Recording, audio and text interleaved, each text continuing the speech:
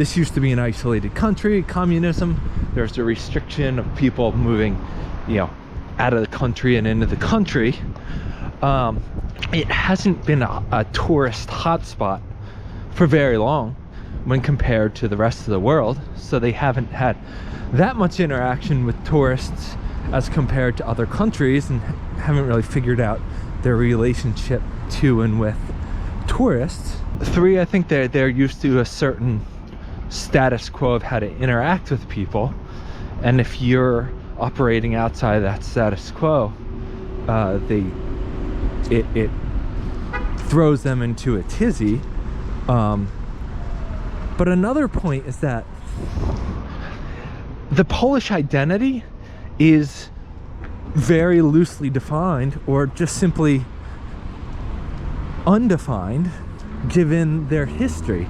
This was a country that was formed, and then it was taken over by some very strange people, by some strange Germans who took some of these Poles to a concentration camp and killed them, and by the Russians who came and instituted a social system where they put people in factories to work under this concept of communism, which was also strange. So the formation of the identity of the Poles was deeply affected by this strange history of communism and by concentration camp Nazism. So they have had so much kind of turmoil within their lives and their social history, and they haven't had that much time just to work out all the emotions related to all those, let's just call them tragedies.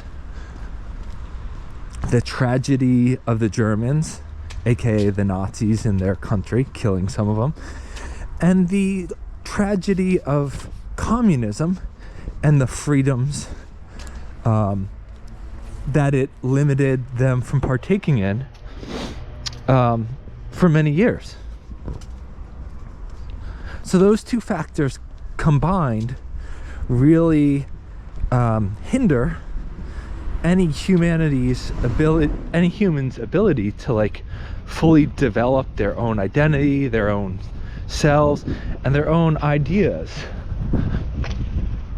concepts, worldviews, and opinions.